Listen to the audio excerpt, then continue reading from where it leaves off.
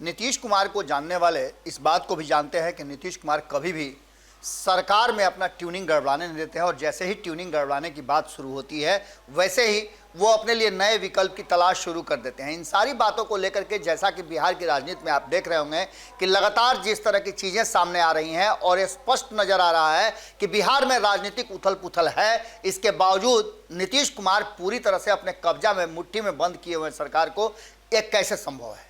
लेकिन नीतीश कुमार की वो रणनीति जिसमें वो जरूरत पड़ने पर बांस के कमाची की तरह घूम जाते हैं और सरकार को कहीं ना कहीं बचा लेते हैं, यानी बचाने का सेंस ये है कि वो खुद की मुख्यमंत्री की कुर्सी बचा लेते हैं। एक बार फिर से बिहार में राजनीतिक उथल पुथल मचा हुआ है और इस उथल पुथल में ट्यूनिंग गड़बड़ाता हुआ नजर आ रहा है। इस ट्यूनिंग को गड़बड़ाने से पहले नीतीश कुमार ने क्या क्या पैंतरा किया, किस तरह से वो अपनी सरकार बचाते हैं, ये आप जानते जरूर होंगे। लेकिन इन चीज़ों पर अगर आप सिलसिलेवार ढंग से एक एक करके गौर करें तो आपको पता चल जाएगा कि बिहार में किस तरह की राजनीति चल रही है। कल नीतीश कुमार दौरा पर थे, समाधान यात्रा उनका चल रहा है और इस समाधान यात्रा के दौरान वो जमुई और भागलपुर के दौरा पर थे। जमुई और भागलपुर से जुड़े हुए जितने भी उनके कैबिनेट के मंत्री हों, उस क्षेत्र के विधायक हों, एमएलसी हों, सभी मौजूद थे।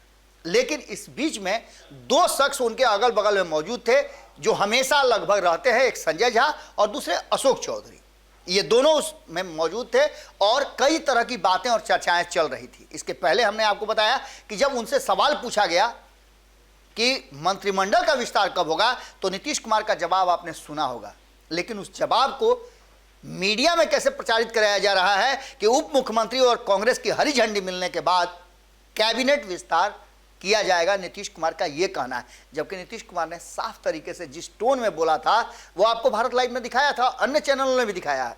लेकिन वो टोन था कि जाइए ना उप मुख्यमंत्री से पूछ लीजिए। इस टोन में और जो प्रचारित कराया जाए दोनों में काफ़ी अंतर है। इसका मतलब है कि नीतीश कुमार के इर्द गिर्द रहने वाले लोग बेहतर मैनेजमेंट करना जानते हैं और यही कहा जा रहा है कि नीतीश कुमार कहीं ना कहीं हथियार डाल चुके हैं। अब इस हथियार डालने के बाद नीतीश कुमार ने नया पैंतरा बदला है और लालू प्रसाद से मुलाकात की बात को भी उन्होंने बड़ा ही सहज ढंग से कहा है कि वो आ गए हैं। जबकि आपको पता है कि जिस बात को लेकर के नाराज है उपेंद्र कुशवाहा वो है कि आखिर एग्रीमेंट क्या हुआ है राष्ट्रीय जनता दल के साथ, किस एग्रीमेंट के तहत नीतीश कुमार मुख्यमंत्री हैं और तेजस्वी यादव को उत्तराधिकार सौंपने की बात कर रहे हैं। दूसरा, क्या पार्टी का विलय होगा, यह चर्चा आपने सुना होगा भारत लाइव पे। संपादक नमन मिश्रा जी ने इस बात को रखा था कि कहीं ऐसा तो नहीं कि नीतीश कुमार अपने एग्रीमेंट से, अपनी बात से पलट रहे हैं और जिसको लेकर के लालू प्रसाद जल्दबाजी में बिहार आए, माफ कीजिएगा जल्दबाजी में देश आए और यहां से वो नीतीश कुमार को टाइट कर रहे हैं। नीतीश कुमार ने यह बात स्वीकार किया कि उनसे बातचीत हुई है, अभी बिहार आने में समय है।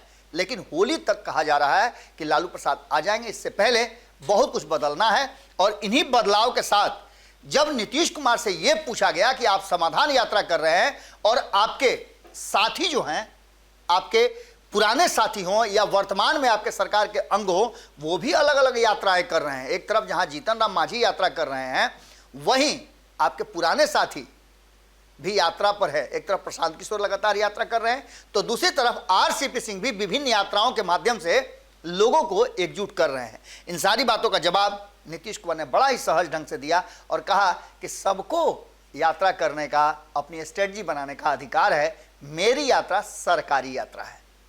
अब इन सारी बातों के साथ साथ जो कुशवाहा का कलह है उसको लेकर के कहा जाए कि नीतीश कुमार ने हथियार डाल दिया है, या फिर कहा जाए कि आरसीपी सिंह विद्रोह कर रहे हैं इसलिए हथियार डाल दिया है, या फिर प्रशांत किशोर और जीतन राम मांझी अपनी डफली, अपना राग लेकर के चल रहे हैं उसको लेकर के हो, या फिर कांग्रेस ने जिस तरह से दबाव बनाना शुरू कर दिया है नीतीश कुमार को मुखिया मानने से, 2024 के चुनाव में प्रधानमंत्री का उम्मीदवार मानने से इनकार कर दिया है, उसके चलते बैकफुट पर आ गए हों। लेकिन ये साफ नजर आ रहा है कि नीतीश कुमार ने हथियार डाल दिया है और इस हथियार को डालने के बाद कहीं ना कहीं उनका पैंतरा भी बदला है।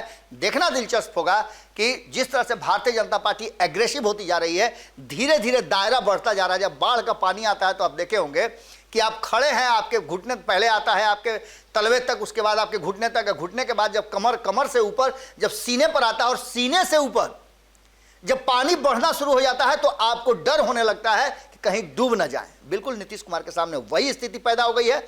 चरतरफा घिरे नीतीश कुमार को अब अपनी कुर्सी बचाने का एक बड़ा संकट नजर आ रहा है। कैसे बचाएंगे, ये तो निश्चित रूप से पैंतरा बदल के ही बचा सकते हैं और नीतीश कुमार इसमें परंगत माहिर माने जाते हैं। देखना दिलचस्प होगा कि बिहार की राजनीति में एक बड़ा ट्विस्ट आने वाला है और कहीं ना कहीं बाजी पलटती हुई नजर आ रही है। अगली खबर में जल्दी ही मुलाकात होगी। बहुत बहुत धन्यवाद।